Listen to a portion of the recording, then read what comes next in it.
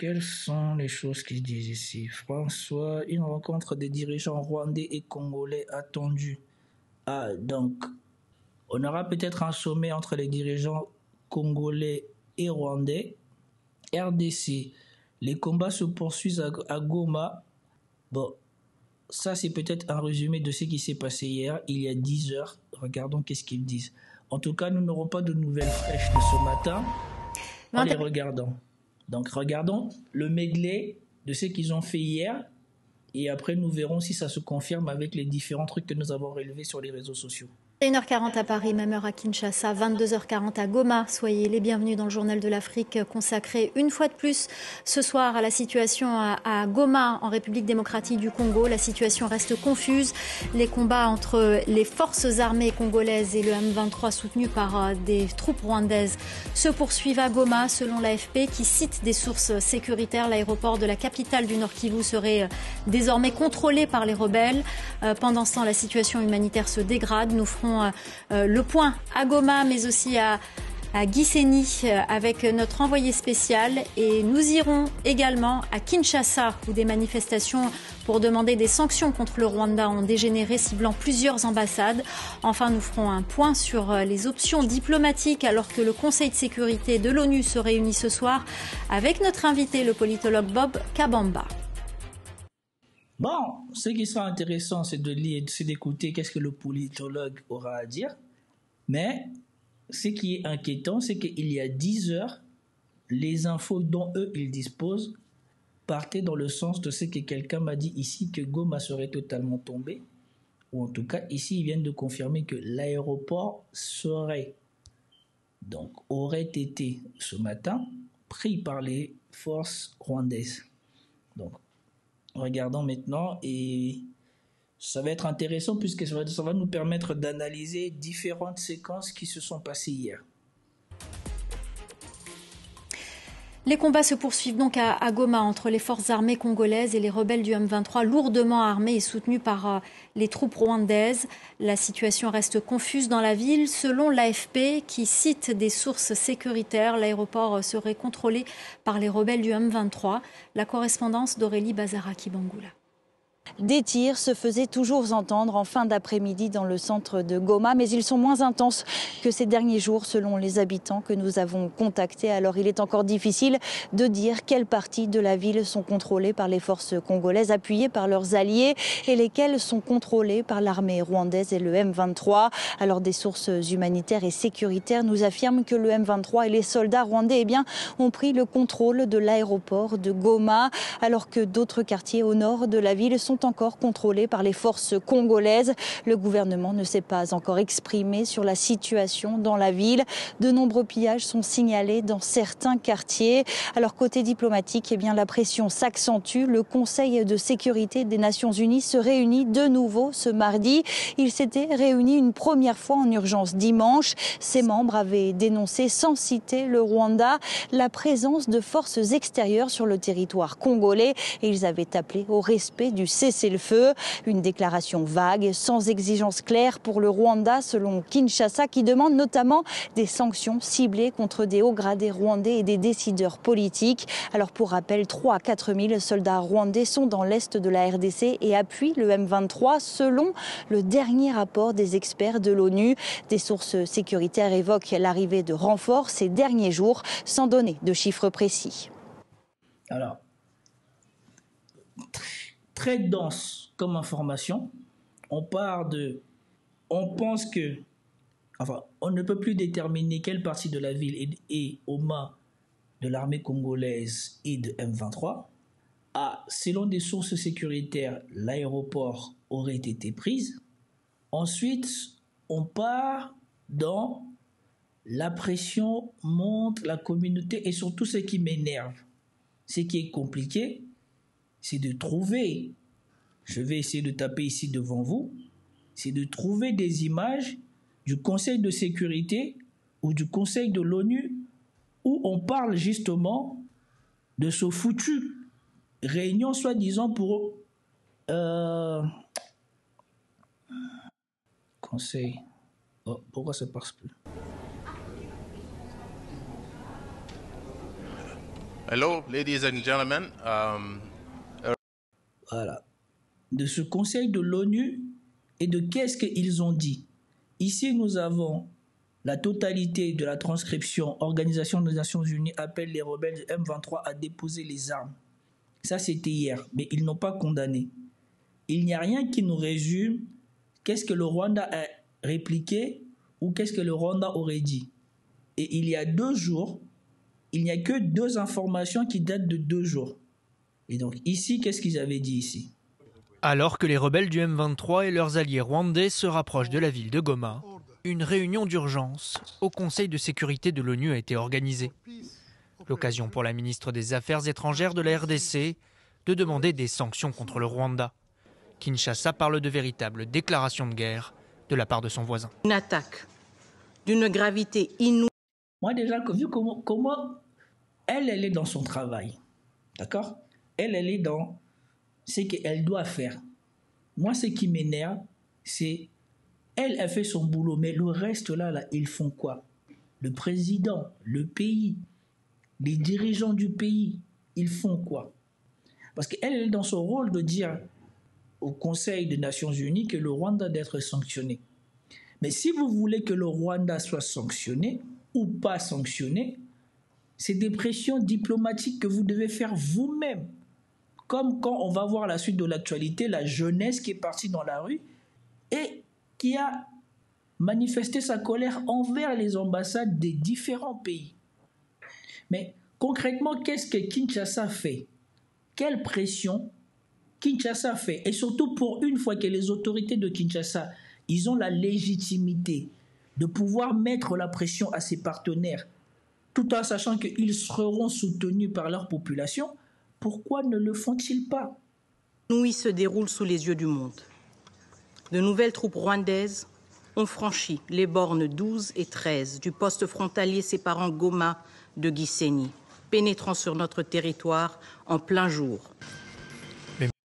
Et ça, c'est quelque chose qui me paraît hallucinant, que le représentant du Congo aux Nations Unies soit au courant d'informations aussi précises. Et si elle vient là, ça veut dire qu'elle a des preuves de cela. Et tout de même, tout le monde considère qu'on est encore au stade d'agression et non au stade de déclaration de guerre. Et surtout, les faits qui correspondent à une déclaration de guerre ne rencontrent pas en face une déclaration de guerre. C'est quelque chose qui me dépasse jusqu'à maintenant. Déjà, vous avez vu hier ma colère de voir que pendant que le pays est en train de voir sa souveraineté sévèrement touchée, le ministre de la Communication est à Paris en train de faire la promotion de Events in RDC. Donc ces gens-là, ils sont en train de promouvoir les conditions qui empêcheraient la RDC de faire la guerre et de retrouver sa souveraineté. Parce que qu'on le dise, l'argent que Tony Parker va investir à Kinshasa, ce n'est rien à compter de l'argent que Kinshasa peut retrouver si elle retrouve sa souveraineté dans le Nord Kivu. Si elle reprend le contrôle de ces territoires, elle n'aura même pas besoin d'un investisseur comme Tony Parker, parce que l'argent qu'il ramène, ce n'est rien. Je ne sais pas c'est qui le brownie qui a un problème avec moi, mais je veux juste le signaler à Brownie. Certes, j'ai été au RSA, mais aujourd'hui, je gagne probablement plus d'argent que toi. D'accord? Si tu veux savoir, je suis dans les 10% des salaires français, désormais, grâce à ce que je fais là. Donc, tu peux t'acharner à vouloir me porter du tort comme tu veux, mais je vis déjà une bien meilleure vie que toi. Et selon la suite, je vivrai une vie encore meilleure que toi dans les années qui viennent. Donc, merci, tu peux t'acharner comme tu veux, mais désormais, ce n'est plus mon cas. L'expérience d'avoir vécu au RSA a été très bénéfique pour moi, mais aujourd'hui, désormais, j'en suis plus là. Donc, tu te fais du mal à toi-même. Je tenais juste à te l'expliquer. D'accord? Merci beaucoup. En tout cas, pour les gens qui sont dans le chat, pour les modérateurs, si vous pouvez bloquer Brony pour qu'il ne puisse plus commenter, vous me rendrez service.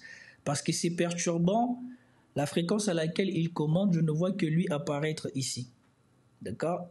Et quand c'est différentes personnes qui commentent, ça ne trouble pas mon œil. Mais quand il n'y a que lui qui commente, ça trouble mon œil. Donc si vous ne pouvez pas le faire, je vais prendre un instant pour le faire moi-même. Lui qui commente, ça trouble mon œil. Donc si vous ne pouvez pas le faire, je vais prendre un instant pour le faire moi-même. Voilà. Je pense que maintenant vous pouvez le laisser faire ce qu'il veut. Et vous pouvez le laisser s'acharner. Lui qui commente, ça trouble mon œil. Donc si vous ne pouvez pas le faire, ok, merci beaucoup.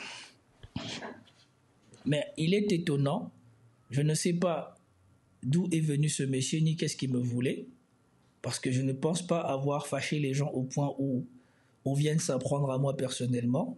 Mais bon, ici on respecte la liberté d'expression tant qu'elle ne nuit pas aux gens.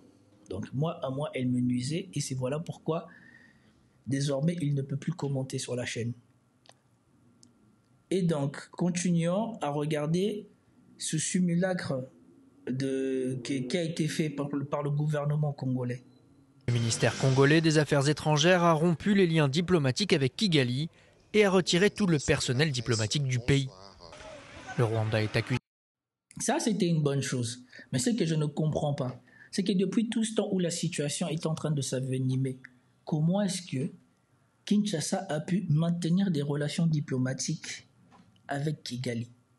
Ça, c'est quelque chose qui me dépasse.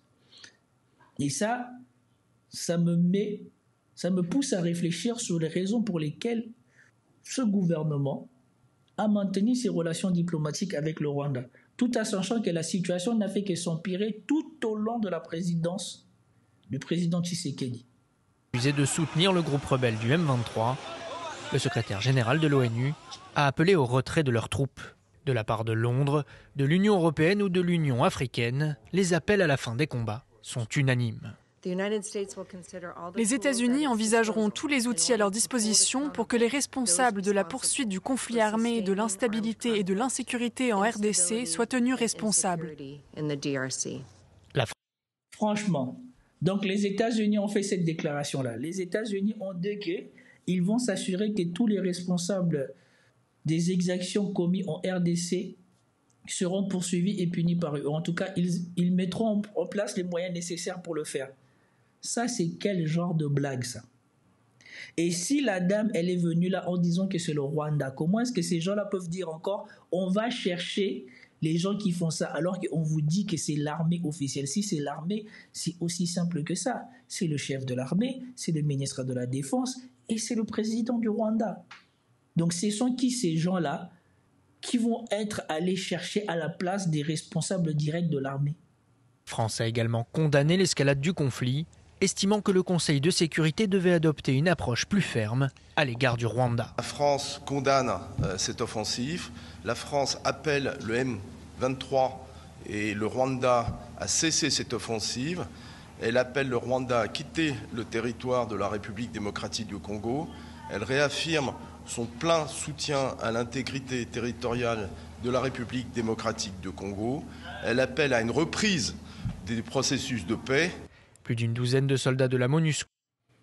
Donc, le représentant de la France à l'ONU, lui, a parlé clairement en impliquant le Rwanda.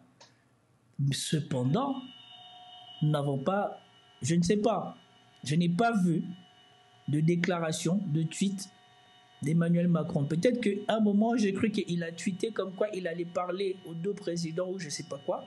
Mais je ne sais pas quelle a été l'action d'Emmanuel Macron sur cette affaire. Et je vous avais commenté ici le comportement d'Emmanuel Macron lors de la francophonie qui avait fait que Félix Tshisekedi avait quitté la francophonie, le dernier sommet de la francophonie à Paris. Et on sait les accointances de Paris avec Kigali qui est l'un des pays les moins importants de la francophonie, mais pourtant qui est à la présidence de la francophonie. La force de maintien de la paix de l'ONU en RDC ont été tués lors d'affrontements avec les rebelles du groupe M23. Les Nations Unies comptent environ 14 000 casques bleus sur le terrain. lors de la CAN des joueurs. Moi, ce qui me dépasse, c'est que les casques bleus sont 14 000. L'armée congolaise, je ne sais pas combien ils sont. L'armée de la SADC, je ne sais pas combien ils sont. Tous ces gens-là n'arrivent pas à enrayer l'avancée du M23. Mais les M23, ils sont combien? Et revenons à ce qui a été dit ici, puisque nous allons voir les saccages qui ont été commis à Kinshasa. Et à Kinshasa, ils étaient des centaines à défiler dans les rues en réaction à la situation à Goma. Les manifestants se sont rassemblés devant des ambassades pour protester contre l'inertie de la communauté internationale. De nombreuses représentations diplomatiques ont été vandalisées. Noémie Roche. Moi, je ne peux pas condamner la jeunesse congolaise d'avoir manifesté sa colère. Et parce que moi, je suis fatigué de l'hypocrisie des Occidentaux envers ce qu'ils font partout dans le monde. Ils habillent leur comportement sous l'apparence de civilité, comme a dit BHL, que soi-disant on dialogue, on ne force pas, on ne menace pas, on n'intimide pas, alors que eux, ils causent la mort de milliers et de milliers de personnes partout dans le monde tous les jours que Dieu fait. Et après, ils viennent avec leurs beaux habits et leurs beaux discours vous dire que non, il ne faut pas être violent, il ne faut pas vandaliser. Mais pendant que vous vandalisez, vous ne tuez pas, eux, ils causent des morts. Ou ils laissent mourir les gens. Et ici, ce qui est désolant, c'est que désormais, nous savons, c'est de notoriété publique, grâce à des gens importants qui ont suivi ce conflit, comme Patrick Mbeko et d'autres, on sait que si Kigali fait ça, si Kagame fait ça, si le Rwanda fait ça, c'est parce que elle a l'assurance d'être protégée ou en tout cas de ne pas être sanctionnée par ces mêmes Occidentaux. Parce que ce qu'elle fait profite d'abord à ces Occidentaux. Et donc maintenant, ces mêmes Occidentaux viennent dans votre pays, installent des ambassades pour vous espionner, pour vous conseiller à vous comment agir contre eux-mêmes. Moi, je suis particulièrement content que la jeunesse de la RDC ait fait ça. J'étais contre que ce soit les députés de la RDC qui aillent manifester devant les ambassades, parce que ça, je trouve que c'est le plus idiot des choses à faire de la part des personnes qui sont censées penser pour le pays et gouverner le pays. Ça, c'était totalement idiot. Mais que la jeunesse congolaise, la jeunesse de Kinshasa montre sa solidarité en foutant dehors, en empêchant ces gens-là de travailler. Tout ce que je regrette, c'est qu'ils s'en sont pris physiquement à des représentants diplomatiques de ces pays, parce que les représentants diplomatiques de ce pays, ce ne sont pas eux qui ont la force de décision. Et donc ces gens-là, on ne devrait pas les agresser. Parce que moi, j'en ai connu des gens qui travaillent pour des ambassades, des ambassadeurs. Ce n'est pas eux qui décident. Et donc vous ne pouvez pas vous attaquer à des gens qui sont comme vous, qui n'ont pas la capacité ou le pouvoir de décision. Mais que vous brûlez leurs ambassades, que vous brûlez leurs outils de travail, que vous fassiez ça, moi je ne peux pas le condamner, je ne peux que l'accepter. Et je l'accepte avec joie. Parce que ces gens-là, il faut qu'ils comprennent que l'Afrique d'hier n'est plus celle d'aujourd'hui. Que nous ne tolérons pas que des gens qui se cachent derrière des gens qui font du mal, causent des morts, portent atteinte à notre souveraineté, donnent des milliards quand c'est des situations qu'eux-mêmes ils ont causées, comme en Ukraine, parce qu'eux-mêmes en Ukraine, ils le disent bien, François Hollande et Merkel l'ont dit, ils ont fait capoter Minsk 2 parce qu'ils voulaient aveugler les Russes, faire croire aux Russes que c'était un accord de paix que eux ils garantissaient. Pendant ce temps-là, ils armaient l'Ukraine. Et à la fin, c'est eux qui ont commencé à dire non, c'est les Russes, ils sont dangereux, ils vont envahir l'Ukraine. Regardez, on vous dit que c'est bientôt les Américains, c'est bientôt qu'ils vont envahir l'Ukraine. Or que le plan c'était, eux-mêmes ils avaient placé des troupes ukrainiennes pour s'attaquer aux russophones et donc forcer les Russes à agir. Et le but c'était, nous on dénonce, comme ça quand ça va arriver, on va dire que regardez, on avait prévu. Mais le plan, c'était que quand la Russie allait rentrer en Ukraine, on puisse faire exploser Nord Stream 2 pour couper l'Allemagne de la Russie et on puisse sanctionner financièrement et de toutes les manières la Russie pour la mettre à genoux. Le plan a pété.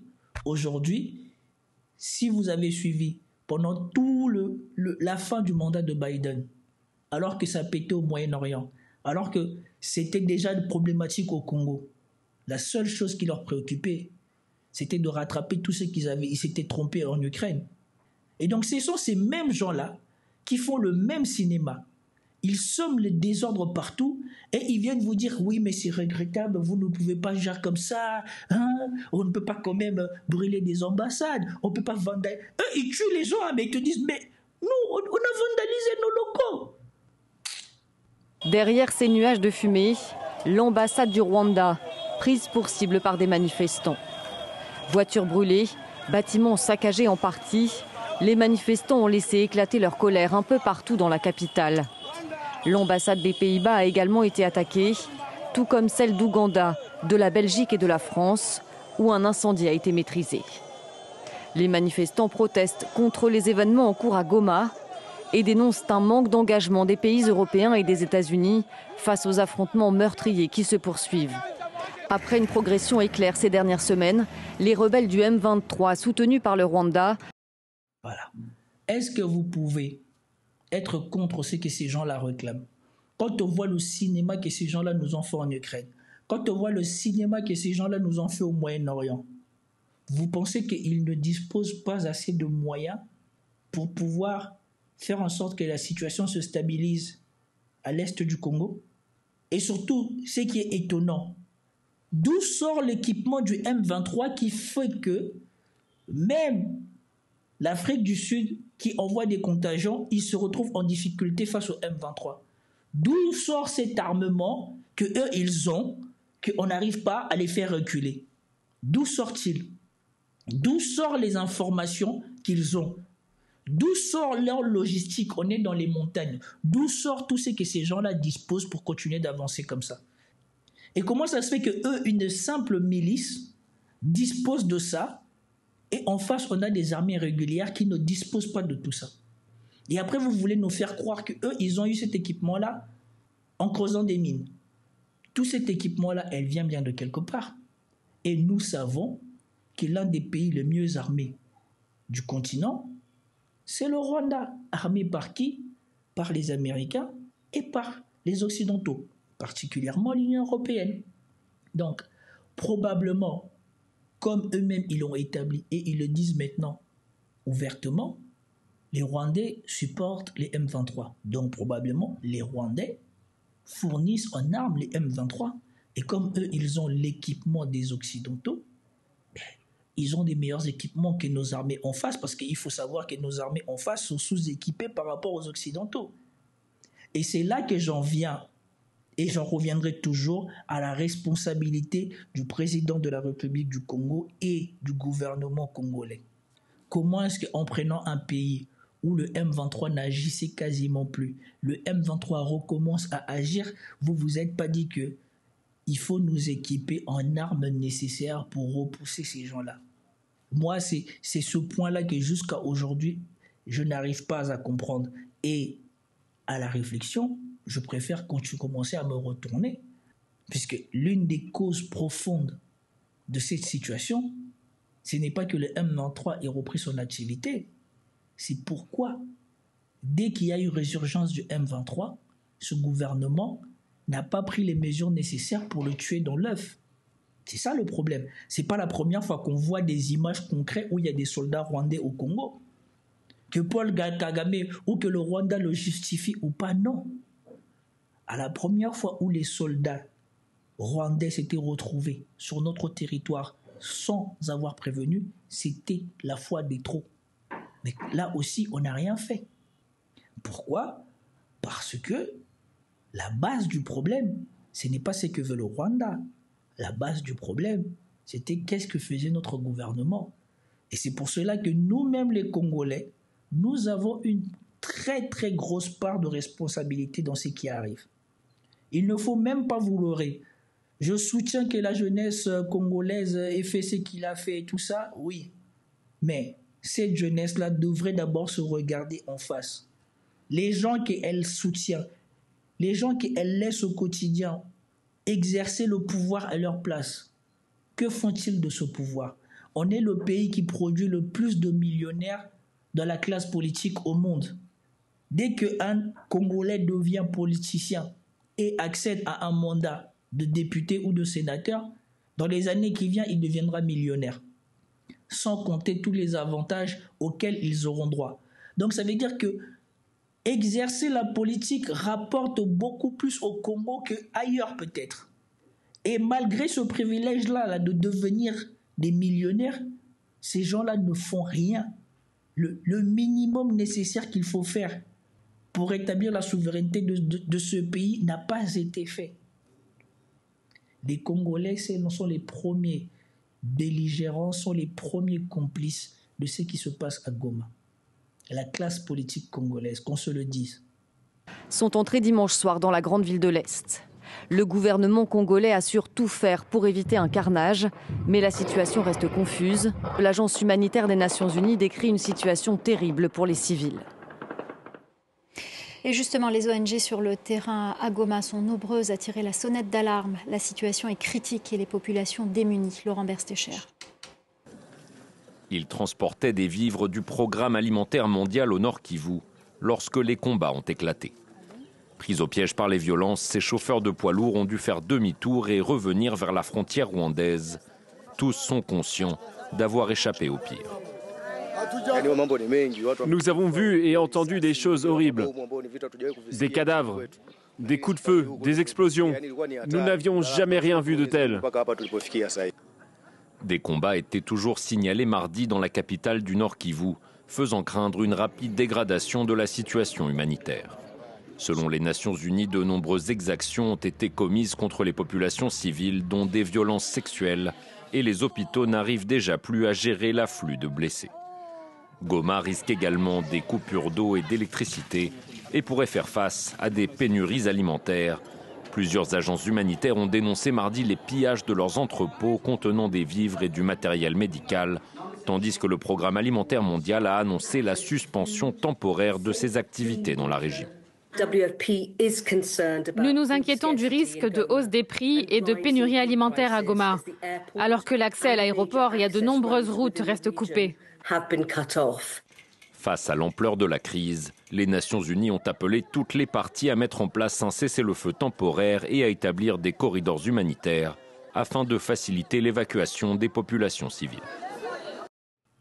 Quand je vois ça, quand je vois ces images, ça m'offusque tellement que je me dis que le Congolais qui soutiendrait la légitimité de Corneille Nangaa ou du M23 est dingue. Mais même si le gouvernement congolais est incompétent, ça ne justifie en rien de causer la mort de tes propres compatriotes pour tes revendications politiques. À mon sens, Corneille Nangaa devrait être considéré comme un complice du Rwanda. Celui-là, il devrait être un traître d'État. C'est de ça qu'il devait être.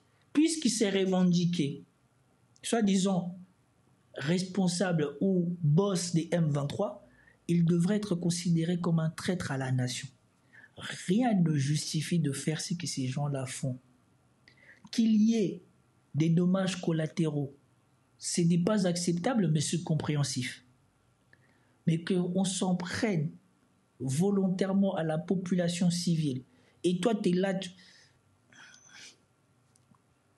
Ce conflit ne fait que...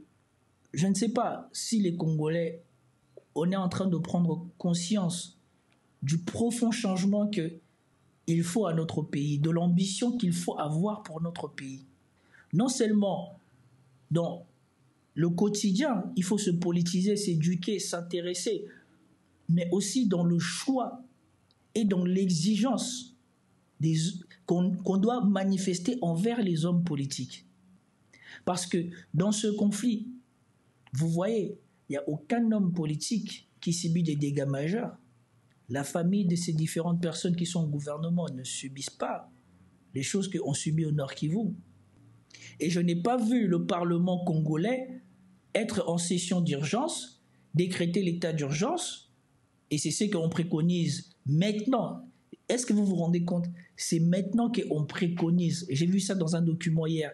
Le truc de dépenses publiques ou quoi que ce soit préconise au chef de l'État de déclarer l'état d'urgence maintenant.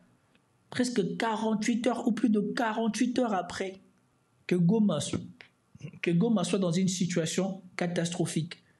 On aurait dit que tant que ça touchait tout le nord Kivu, ça ne posait pas problème. Mais maintenant que c'est arrivé à Goma, c'est là que maintenant on va déclarer l'état d'urgence. Alors que l'état d'urgence, l'état de guerre aurait dû être déclaré depuis. Si les parlementaires congolais, l'Assemblée nationale congolaise était digne de ce nom, ils auraient accepté qu'on divise par 2 leur salaire. Ils ont le meilleur salaire de tout le pays. Ils auraient accepté qu'on divise par 2 leur salaire pour permettre que cela permette de faire gonfler les rangs de l'armée. On aurait déjà dû sortir une loi rectificative qui rabote la plupart des finances qui étaient prévues pour renforcer l'armée. Au lieu de ça, rien de tout ça n'a été fait. On est dans un pays où les fonctionnaires sont déjà en train de réclamer leur salaire qu'ils ne touchent pas. Les budgets ont été votés, mais les gens ne touchent pas leur salaire. Donc comment voulez-vous faire? Il y a tellement de choses qui ne vont pas et qui font qu'on arrive à cette situation qu'il faut que les Congolais se regardent en face. Certes, nous sommes un pays à qui on a déclaré la guerre, certes. Mais on ne nous a pas déclaré la guerre simplement parce qu'on nous envie notre sol. On nous a déclaré notre guerre parce que les gens à qui on confie notre gouvernance semblent plus préoccupés par leurs propres intérêts que par les intérêts du pays. Et au-dessus de ça, la population elle-même semble plus préoccupée à défendre ces gens-là, à être incompétents, qu'à exiger que le pays avance, que le pays progresse. J'ai vécu quelque chose de très choquant parce que quelqu'un m'a dit « Oui, mais ça fait longtemps, t'es pas parti au Congo, t'as pas vu ce qu'on a fait. » J'ai quitté le Congo en 97. En novembre dernier, j'étais au Congo. Je peux vous dire que j'avais envie de pleurer. Déjà que quand j'ai quitté le Congo, c'était pas le Congo que mes parents ils ont connu. Mais quand j'ai vu ce qu'est devenu le Congo, j'avais envie de pleurer. J'avais la rage. J'ai dit tous ces gens qui sortent du Congo et qui reviennent. J'ai même accepté la légitimité du combat des combattants. Parce que j'ai dit, tous les chanteurs, tous les hommes de loi, tous les pasteurs congolais qui sortent du pays, qui voient ce que les autres font dans leur pays. Moi, je vis le Cameroun. J'ai vu la Guinée équatoriale. Et j'ai vu essentiellement Paris et l'Occident. Et donc, quand j'ai en mémoire ce qu'était Kinshasa de 97, qui n'est pas déjà Kin Label, et j'ai vu ce qu'est devenu Kinshasa maintenant, je peux vous dire que j'ai dit, tous ces gens influents qui sortent du pays et qui vont passer du bon temps, comme j'en ai croisé encore en décembre à Paris, et qui reviennent et qui disent à la population de continuer à donner la dîme, de continuer à prier Dieu, au lieu d'exiger que les politiciens, les gouvernants, les gouvernants aient plus d'ambition pour ces pays, ce sont des criminels. Parce qu'eux, ils vont à l'extérieur, ils voient comment les autres vivent bien, ils voient ce qu'on peut faire pour eux, ils voient en revenant, ils voient ce qu'ils ne voient pas chez nous, et ils sont là, ils continuent à vous dire non, c'est bien notre pays, on manque d'électricité, c'est bien, on manque d'eau, c'est bien, les routes sont bouchées, c'est bien, vous continuez à prier, continuez à donner des offrandes, et Dieu fera. Je suis désolé de complètement m'éloigner aujourd'hui du sujet de ce qui se passe à Goma, mais c'est parce que ce qui se passe au Goma est la résultante de tout ce que je vous dis là. Tous les gens influents, tous les gens, les gouvernants de ce pays sont une catastrophe pour ce pays. Parce que eux, ils sortent du pays comme moi, ils voient ce qui se passe ailleurs. Yaoundé n'est pas le plus beau, n'est pas la plus belle ville de l'Afrique francophone. Et je pensais que la Yaoundé, c'était vraiment pas bien. Et quand j'ai été à Kinshasa, Je me suis dit, même je préfère vivre à Yaoundé que vivre à Kinshasa. Certes, il y a des portions de Kinshasa qui sont pas mal, mais dans l'ensemble, c'est une catastrophe. Une ville où tu ne peux même pas marcher. Dans une rue, tu attends au moins 10 groupes électrogènes qui sont en train de fonctionner en même temps. Une pollution sonore comme j'en ai jamais vu de toute ma vie. C'est incroyable. C'est juste incroyable. Ça dépasse l'entendement. On ne peut pas faire d'extension de la ville parce que l'eau, déjà dans la ville comme elle n'est pas distribuée à tout le monde. L'électricité dans la ville comme elle n'est pas distribuée à tout le monde. Donc, tu ne peux pas agrandir Kinshasa et permettre à la population de respirer et de densifier le centre de Kinshasa. Tu ne peux pas faire tout ça parce que le basique du basique n'a pas été réalisé depuis je ne sais pas combien d'années. Et tous les ans, tu vois ces gens-là venir te dire « Oui, mais, la bêtise première, la démocratie, les élections. Vous voulez la démocratie, vous voulez les élections pour en faire quoi? Voilà à quoi vous mènent les choses que les Blancs vous ont vendues. Vous êtes là tous les jours à demander l'alternance, à demander la démocratie. L'alternance et la démocratie, là, c'est l'absence de vision, comme vous le voyez vous-même maintenant en Occident, que les hommes d'État sont médiocres. Regardez comment la France est en déchéance. Parce que l'alternance ramène à chaque fois une personne qui n'a même pas de vision, qui va juste venir là pour travailler pour les intérêts de ceux qui l'ont mis au pouvoir. Et c'est pire en Afrique. Parce qu'eux-mêmes là-bas qui n'ont pas de vision vont te mettre quelqu'un en Afrique. Donc ça veut dire qu'eux-mêmes qui n'ont pas de vision vont encore mettre quelqu'un qui a encore moins de vision que vous pour vous diriger en Afrique. Et c'est celui-là que vous allez louer. Alors que regardez dans les autres endroits où on a renversé ce pouvoir et où on a mis en suspension ce fameux démocratie, les élections, comment ça se passe? Et regardez le Burkina Faso, comment il progresse. Regardez le programme alimentaire que Traoré a mis en place, les tracteurs qu'il a fait venir. Regardez comment il progresse le Mali. Ils sont dans la difficulté, mais regardez comment en peu de temps ils progressent. Et bien évidemment, vous avez toujours des gens dans la société qui vont vouloir faire les Européens ou les Occidentaux. Oui, mais c'est la junte, ils ne veulent pas lâcher le pouvoir. Ça sert à quoi qu'on te partage le pouvoir? Parce que dès que tu vas le prendre, tu vas commencer à te brouiller la tête à vouloir faire 10 000 trucs en même temps. Tu vois ta vie progresser. Pourquoi tu veux pleurer que tu veux la démocratie, tu veux l'alternance? Vous croyez que la Russie, s'ils avaient suivi les bêtises des Occidentaux là, aujourd'hui, Poutine l'aurait été en mesure de lutter à lui tout seul contre l'OTAN et toutes les autres personnes? Pensez-vous que ça aurait été possible s'il y aurait eu l'alternance qu'on pleure tous les jours ici, là, en Occident et en Afrique? Pensez-vous que la Russie serait devenue ce qu'elle est devenue? On vous rappelle que Poutine, quand il a pris le pouvoir, il y a des gens, la mafia se tirait dessus dans la rue. Il n'y avait plus de retraite. Il y avait des Américains dans les bureaux administratifs de la Russie. Pensez-vous que si il n'aurait ne serait-ce qu'une fois cédé aux bêtises des Occidentaux d'alternance, la Russie serait devenue ce qu'elle est devenue? Regardez vous-même où mène la démocratie. Regardez la France. Depuis qu'il n'y a plus de vision, Sarkozy, il a flingué la France. Lui-même, aujourd'hui, c'est un délinquant criminel. Je parlerai de lui plus tard. Hollande, il a encore mieux flingué la France. Et maintenant, on vous a mis l'absolu de l'absolu. Macron, qui est venu, je ne sais faire quoi à la France. Regardez la Belgique, comment elle était en instabilité. Regardez ce qui a été fait aux États-Unis quand Trump est arrivé au pouvoir et qu'ils n'étaient pas contents. Et encore aux États-Unis, on a un peu de chance parce qu'il existe cette espèce de truc qu'on ne voit pas là, qui s'appelle l'État profond, qui au moins a une constance, faire la guerre dehors pour que les Américains gagnent.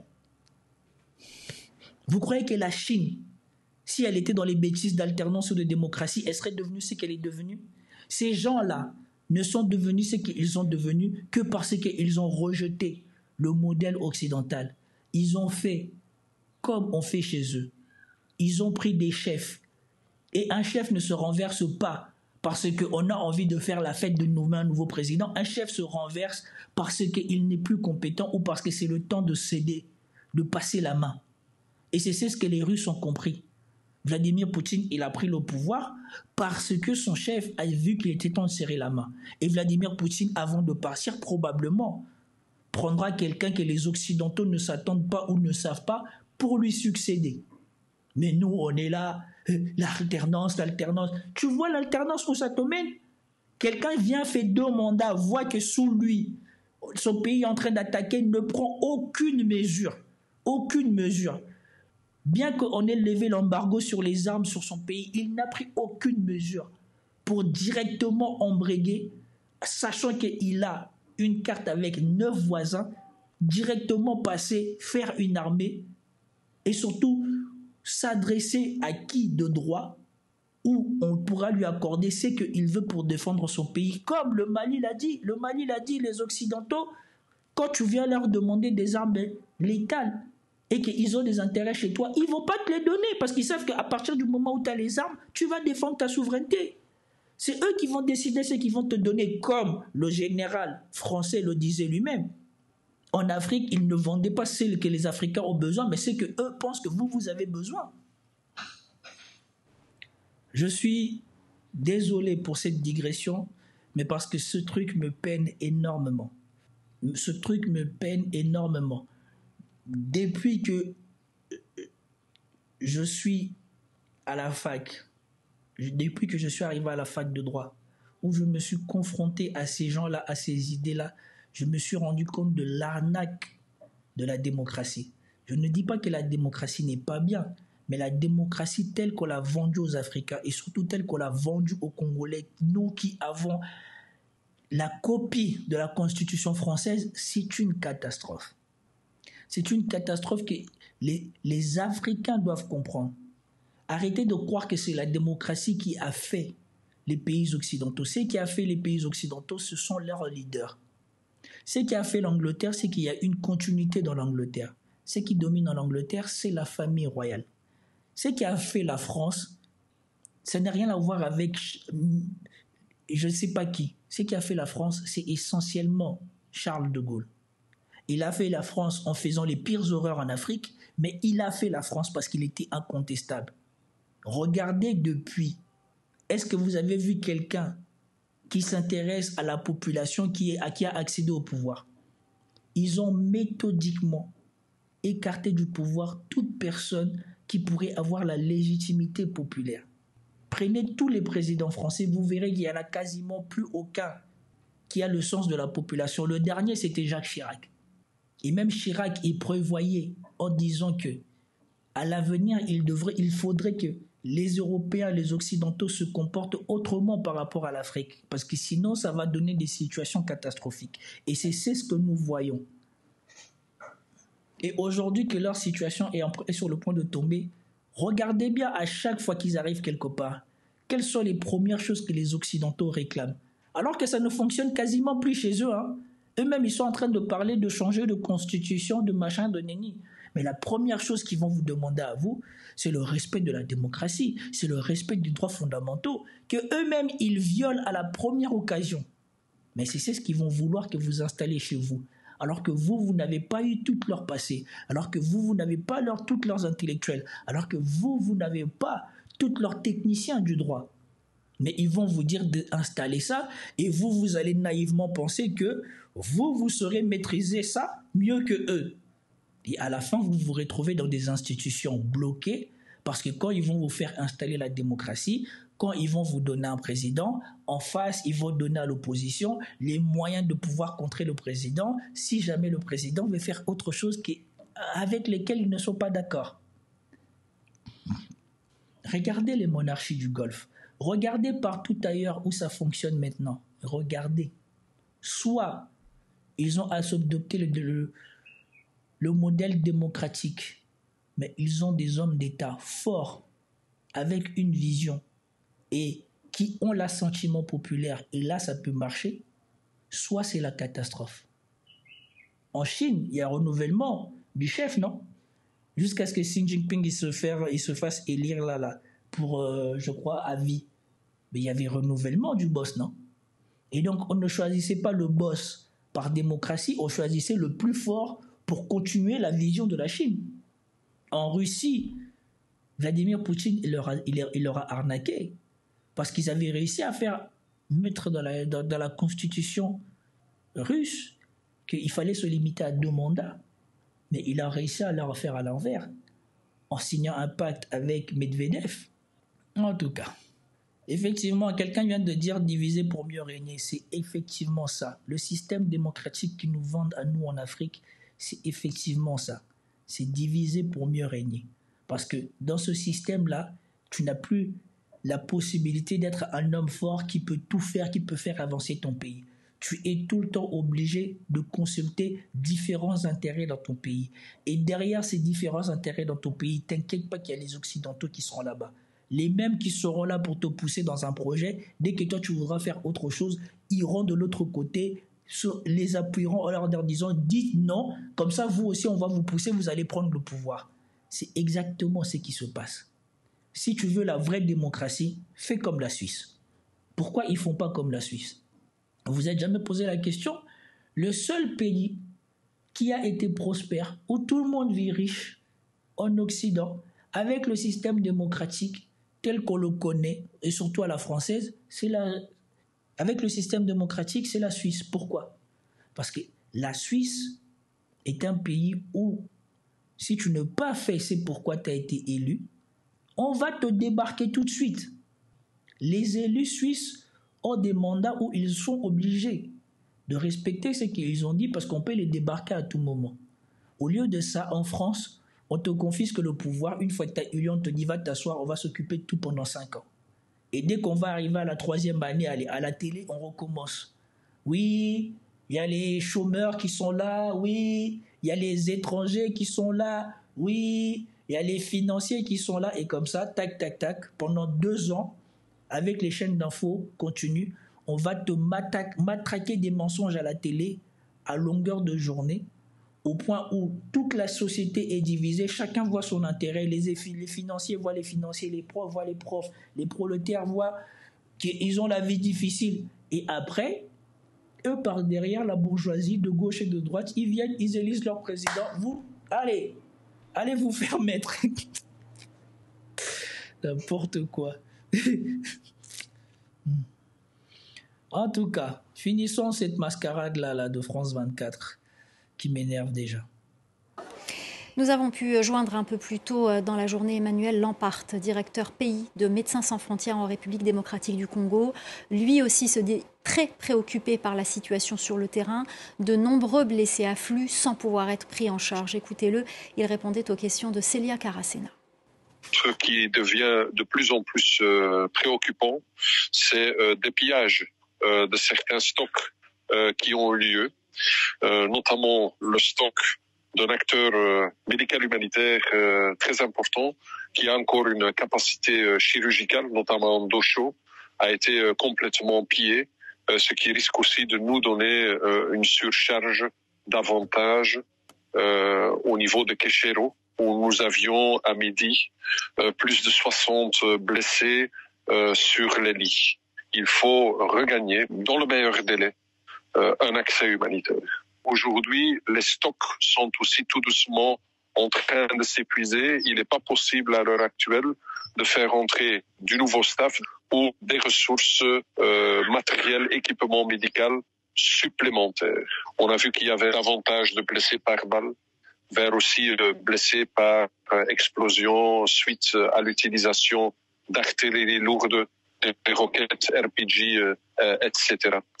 Et également, je crois qu'il est important de noter que la proportion des civils continue à augmenter autour de 30-40%. Les combats ont poussé des centaines de civils congolais à se réfugier côté rwandais. Ils sont arrivés en nombre à la ville frontalière de Gisenyi. Un grand nombre d'entre eux ont frôlé la mort. Notre envoyé spécial à Gisenyi, Clément Diroma, a pu leur parler. Ce mardi... Mais est-ce que vous vous rendez compte ? Est-ce que vous vous rendez compte de l'aberration ? Des Congolais sont plus en sécurité chez la personne qui organise la déstabilisation chez eux. Ça me sidère. C'est comme les images que nous avons vues hier. Des soldats qui ont abandonné et qui se sont retrouvés au Rwanda et qui disent qu'ils sont en paix. Est-ce que vous vous rendez compte ? C'est pas croyable. Bon, on finit ça et puis on voit autre chose. Les combats à la frontière entre le Rwanda et la RD Congo se sont calmés en milieu de matinée. Une partie des réfugiés qui attendaient de fuir les affrontements entre le M23 et l'armée congolaise à Goma ont pu traverser la grande barrière à Gisenyi, la ville frontalière rwandaise où je me trouve actuellement. Plus de 1200 réfugiés ont été guidés par les autorités jusqu'à un camp de fortune en périphérie de la ville. Je vous propose d'écouter Luc, un jeune Congolais qui s'est retrouvé piégé dans des combats alors qu'il rendait visite à des amis à Goma. Je me suis retrouvé coincé, il y avait des balles partout, il y avait des cadavres partout sur la route. Je me suis dit, putain, mais qu'est-ce qui m'arrive? C'est en fait ça. Je peux dire que c'était très dur. C'était très dur, je me suis abrité dans la maison, donc il n'y avait pas nulle part où aller. Je me suis dit, si j'aille quelque part, il y a des balles perdues partout, est-ce que ils peuvent me prendre et me blesser, des choses comme ça. Le camp où se trouve Luc peut accueillir environ 12 000 personnes selon les autorités rwandaises qui se préparent donc à une arrivée massive de réfugiés congolais dans les jours à venir. Plusieurs milliers d'entre eux ont déjà traversé les 2 points frontières qui relient Gisenyi à Goma ces derniers jours. Et puis ce lundi, de nombreuses personnes sont restées bloquées puisque des combats intenses ont fait rage à la frontière entre les 2 pays. Selon Kigali, au moins 5 civils ont perdu la vie suite à des tirs d'obus et de balles perdues tombées côté rwandais. Écoutez la blague. Bien évidemment, nous respectons les vies perdues, mais 5 personnes ont perdu la vie côté rwandais, mais de l'autre côté, on ne compte même pas le nombre de gens qui ont perdu la vie. Ça commence. Ça, c'est des choses qui m'énervent. De l'autre côté, il y a des gens qui meurent. Tu n'estimes même pas que voilà, il y a un problème, mais par contre, tu prends le temps et tu trouves pertinent de rappeler qu'il y a 5 personnes qui ont perdu la vie du côté du Rwanda. Ok, bon.